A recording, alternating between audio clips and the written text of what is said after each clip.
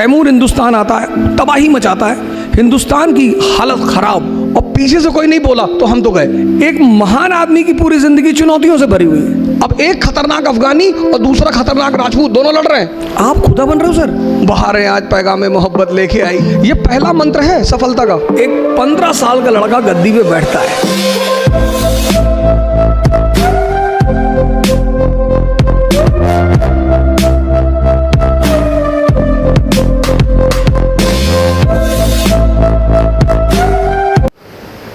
दुनिया में एग्जीक्यूटिव का एग्जाम होता है, सैफिन साहब आपके सामने,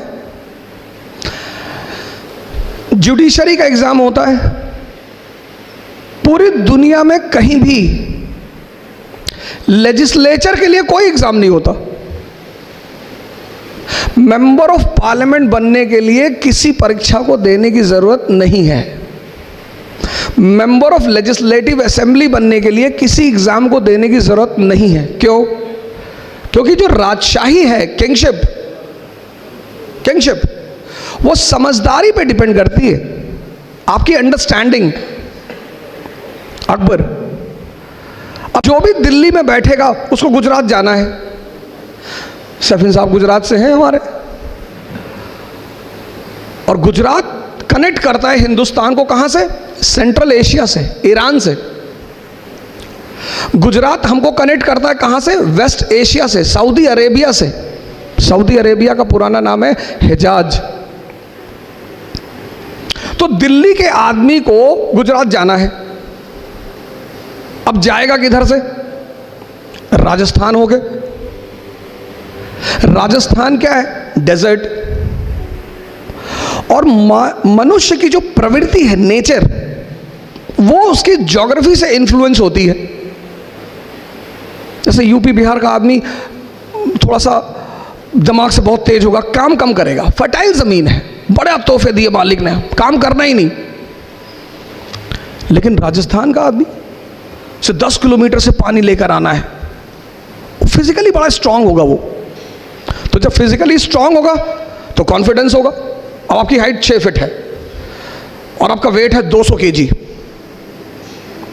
और आप रेलवे का टिकट खरीदने गए, स्टेशन पे लाइन लगी है, मेरे जैसे 4-4 फीट के लोग खड़े हैं 20-20 केजी के। अब आप सबसे आगे जाके खड़े हो गए, क्योंकि आपकी हाइट तो 6.5 फीट और वेट 200 केजी।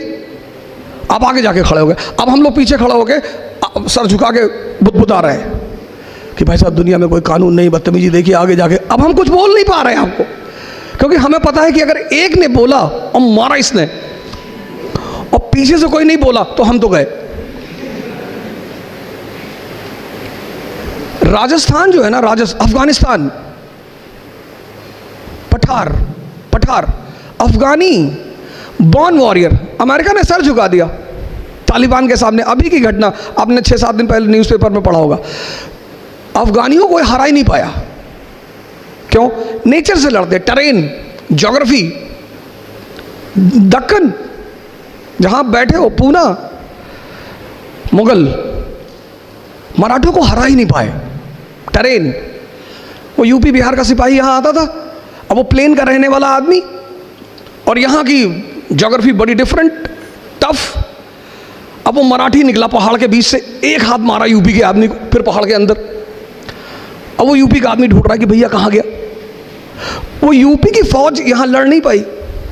सवाल ताकत का नहीं था, सवाल ज्योग्राफी का है। अब अकबर को गुजरात जाना है, अब बीच में राजस्थान, और राजपूत तलवार लेके खड़े हैं कि पहले हमसे लड़ो। तो अकबर ने बीरबल से कहा कि यार क्या चाहिए इनको, ये क्यों परेशान करते भाई?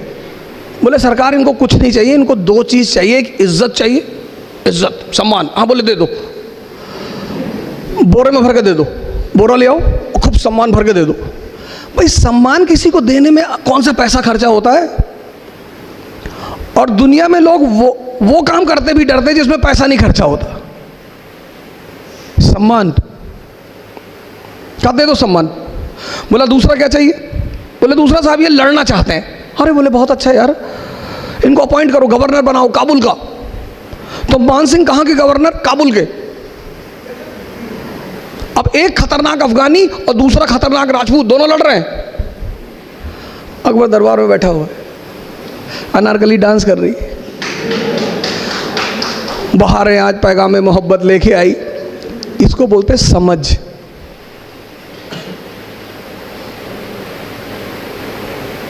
इसको बोलते समझ। और जिसको भी मालिक ने समझदारी दी, ईमान दिया, उसको तो उसने पता नहीं कहां से कहां पहुंचा दिया। तो पंडित महेश दास अकबर के दरबार में आए, बाद में बीरबल बने।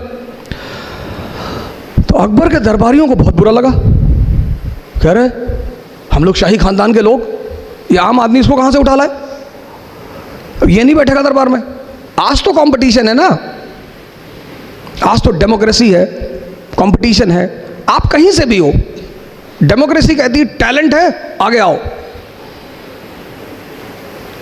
आपने कहा साहब हम महाराष्ट्र से, हम बिहार से, अरे उसने कहा ये सब मत बोलो, टैलेंट है, सैफिन हसन हो, हाँ आगे आओ, नहीं है पीछे हो जाओ। ये मत बताओ हम राजपूत हैं, हम पठान हैं, हम ये ना, टैलेंट है साबित करो और आगे आओ। तो जब महेश दास को अकबर ने कहा कि हम अपने दरबार में लेंगे, दरबारियों ने बड़ा विरोध किया, यार है बिल्कुल नहीं। अकबर को पता था कि आदमी बड़ा काबिल है ये। तो अकबर ने कहा कोई रास्ता तो निकालो यार, कोई कंडीशन तो रखो। तो एक बड़े आलिम बैठे हुए थे, मुल्ला दो प्याजा, बड़े पढ़े लिखे आलिम टाइप के आदमी। उन्होंने कहा शहंशाह एक ही शर्त है, हम अकबर को एक ही शर्त पे अंदर आने, इसको महेश को एक ही शर्त पे अंदर आने देंगे। अकबर ने कहा क्या? बोले अगर ये मेरे सवाल का जवाब दे दे हम इसे बुला ले अंदर। अकबर ने देखा महेश दास की तरफ, बोले शर्त मंजूर है? बोले हाँ साहब मंजूर है। तो अकबर ने कहा कि मौलाना साहब पूछिए। तो मौलाना साहब ने महेश दास से कहा कि बताओ मेरे मन में क्या चल रहा है। अब मैं कैसे बताऊं तुम्हारे मन में क्या चल रहा है? पर बीरबल ने कहा कि सरकार मुझे पता है आपके मन में क्या चल रहा है।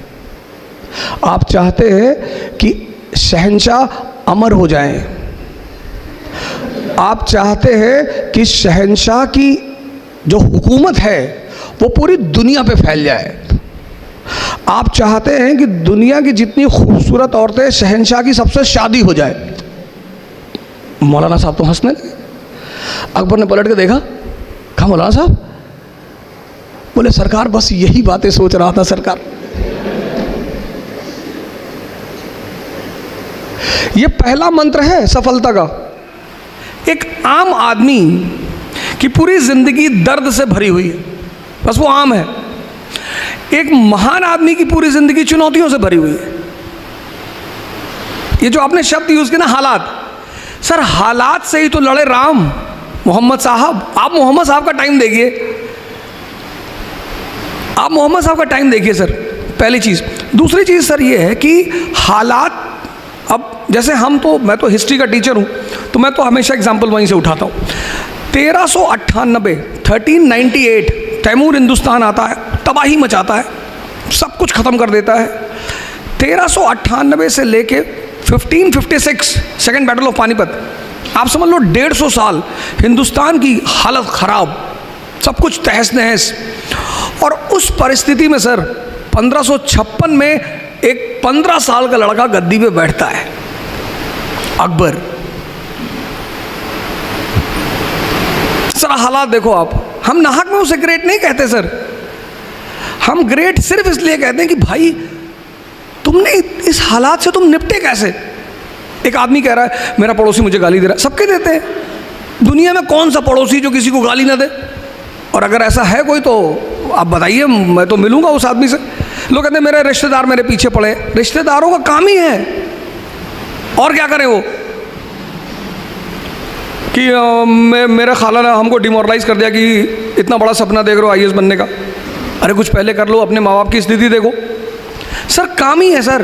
फ्रेंड आपका आ गया, उसने कहा अरे यार IAS बनने जा रहे हो, अच्छा, ये सीधे हमला कभी नहीं करते, ये इनडायरेक्टली करते हैं। मेरे पास एक लड़की आई 4 दिन पहले, उसने कहा सर मेरे पापा बहुत परेशान है, हमसे करे वापस आ जाओ। मैंने कहा ठीक है, अपने पापा को बोलो मुझसे बात करें। तो मैंने उनसे पूछा कि सर क्या हुआ बताइए। तो बोले ऊर्जा साहब हमें बहुत डर लग रहा है। मैंने कहा कैसे, बताइए हमें। बोले हमारे पड़ोसी बता रहे थे कि दिल्ली बड़ी ऐसा ऐसा कांड हो गया। बीच में एक कांड हो गया था तो काफ़ी फेमस था, एक बच्ची के साथ दुर्व्यवहार हो गया था, उसकी हत्या हो गई थी। मैंने कहा सर इंदिरा गांधी मार दी गई सर, प्राइम मिनिस्टर उस वक्त थी, आप खुदा बन रहे हो सर, बचा लोगे, ले जाओ सर। सर चुनौतियों से जो लड़े वो हीरो, और चुनौतियों को जो दर्द कहे वो आम आदमी।